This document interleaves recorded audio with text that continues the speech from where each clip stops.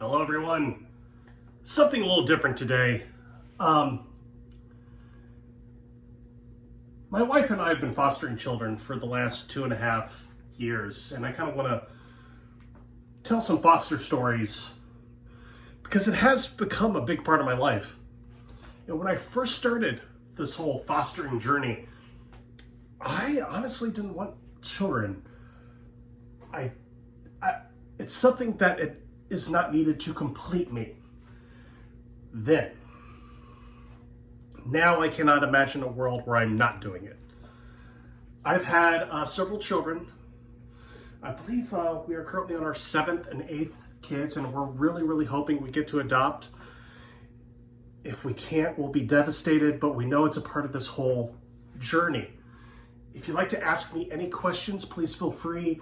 Leave a comment. I'll be more than happy to answer. If you want to kind of follow this little bit of a journey, sadly I can't post any pics or videos until we get to adopt, which is very hopefully soon.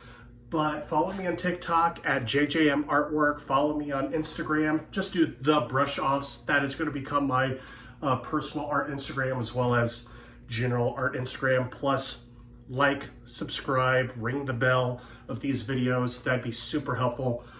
Take a look at this shirt. It's weird, but one of my foster kids absolutely loves it. So, anyway, back to the stories. Fostering has been a very long, weird journey. It basically took 9 months of classes for my wife and I to actually get licensed, and we still have to continue doing classes. A lot of these classes seem like basic knowledge or stuff that you should already know, and in fact it is. But you start to realize not everybody knows that stuff. When we first started, like the first few classes is to scare you away from doing it, because when you receive a child, there's a good chance that there's trauma. And there's multiple forms of trauma, and some of it could be abusive, some of it could be emotional. A lot of the times too, these kids are absolutely in love with their parents. Their parents are their world, and they get pulled away and get thrown into environments like my house with me and my wife and my pets. But we try to make sure that our home is as welcoming as we can. And we try to make sure that the trauma that these kids experience hopefully doesn't affect them negatively in the future. And like I said, my wife and I, we are on our 7th and 8th foster kids. Every single foster kid that we've had before has been reunited in some way with family or parents. And we are very supportive of that. When changes happen, or when evidence is shown that they are going to be able to provide and be a positive influence and role model for their child's lives, we are very happy, and we want to nurture that, and we want to make sure that when those kids go back to their families, it is a positive experience. And in fact, some of the families we've kept in touch with, we still keep in touch with to today, and we're very happy and very supportive of that. And every kid that we've had come into our life has been special and wonderful. And like I said, I didn't want kids, but now I can't imagine my life without children, or at least the kids that we've had so far. Every time they're taken away, it's devastating, but it's still mostly positive. One of my favorite fostering stories I always have to tell is we had 2 kids. They were brothers, one older, one younger. When I say older and younger, I mean he was like 2.5, 3. This is the oldest. He was my buddy. We got along so well. We played. He was happy. He always wanted to be by my side. He always wanted to play with his brother. It was just a very happy, awesome young kid. I swear, he probably said my name more than any other word that he's ever said in his life. And that was like in a week span. We had these kids for a while too. I think it was like 5-6 months we had these kids. But luckily they did go back to their mother, and she was a great person, a young mom. We were very supportive of their reunification. And honestly, the 2 kids we had, they were so happy to go back to mom. Even though they were probably a little sad leaving us, we were so happy and they were so happy, and we knew it was a good thing for all of us. Back to the story. We have a two-floor house. My wife usually gives the kids the baths just because it's something that she's comfortable with, and she's a great mom. While she was giving a bath one day, I was doing some chores around the house, getting ready for our trash day,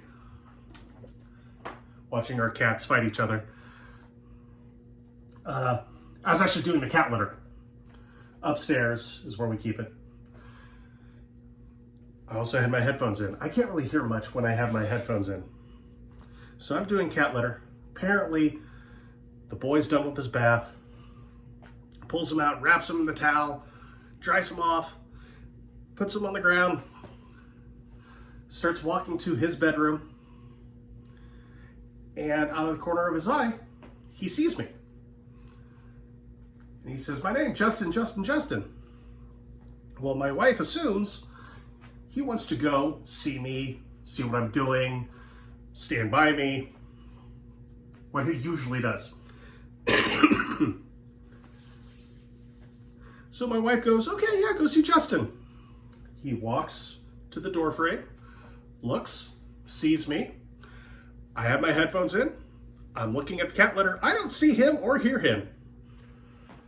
He turns around and walks away. My wife is folding laundry, getting the beds ready. Boom, boom, boom. She doesn't notice. He walks away, walks downstairs. I'm done with cat litter. I have a trash bag. Walk downstairs myself, go into the garage, throw it away, come back in, turn on the TV, sit on the couch, pull out my headphones. I hear giggling. It's weird. I know the kids are upstairs with my wife. They're getting ready for bed. Why do I hear giggling? Must be the party that our neighbors are having. I really don't mind it.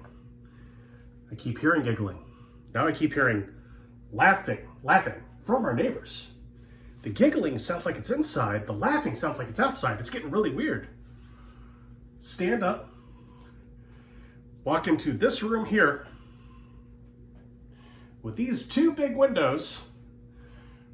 Without the fence at the time, there's the little boy dancing to the music that he hears from our neighbors, bare butt naked, having the time of his life. Probably doing it for about 5-10 minutes. I was mortified.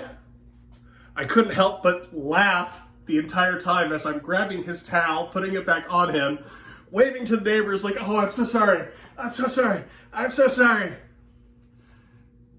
Getting him back upstairs. Apparently my wife assumed I would take care of it all and went straight to bed.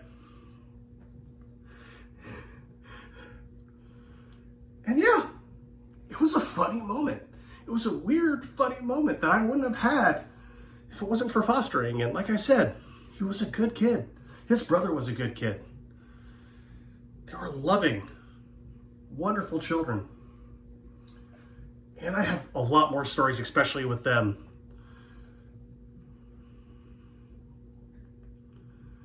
And a lot of stories with the other kids too. Good and bad. But with those 2 kids, the older brother and the younger, here, I'll show you something special. With the younger boy, my wife developed a really, really strong relationship. I'll admit, with the older children, the toddlers, I have a stronger bond with. I can relate to mentally. But my wife loves the little kids, and we had a little kid. And I did this painting for her. This is him. He was asleep in his crib. Took a photograph and thought it was awesome. And the week after they went back home, I actually did this painting for my wife. And like I said, we wouldn't have that opportunity to be around these awesome, awesome kids if it wasn't for our fostering. The 2 kids we have now, we've had longer than any other child. And we're really, really hoping we get to adopt. But it's going to be a long journey if we do. And once we are able to adopt these 2 kids, I'll be able to tell you more stories with them. If we do.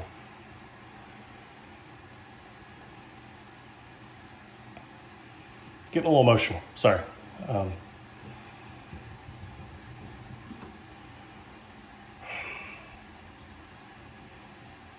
We have some awesome kids. We are very, very attached to the 2 that we have right now. And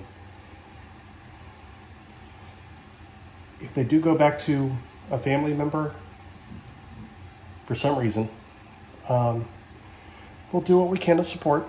We'll be positive. But it's probably going to be the hardest,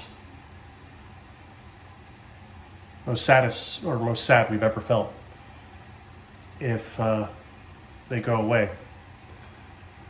Because we got them when they were very young. They're very attached to us, and we're very attached to them, but all we want is what's best for them and their future. And we hope we get to always be a part of their lives too.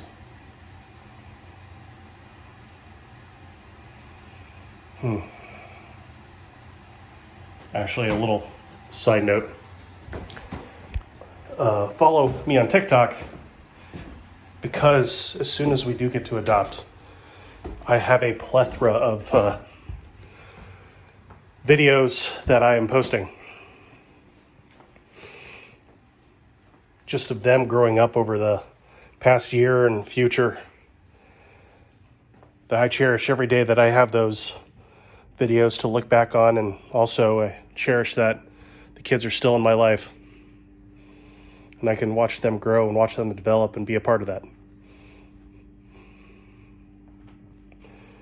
And I said, if you want to keep following this weird journey of mine, like, subscribe, ring the notification bell. I'll keep doing this as long as I can. Cheers, people. Actually, I got to work on this today. I'm very, very excited. I cannot wait to get a brush and work on this painting.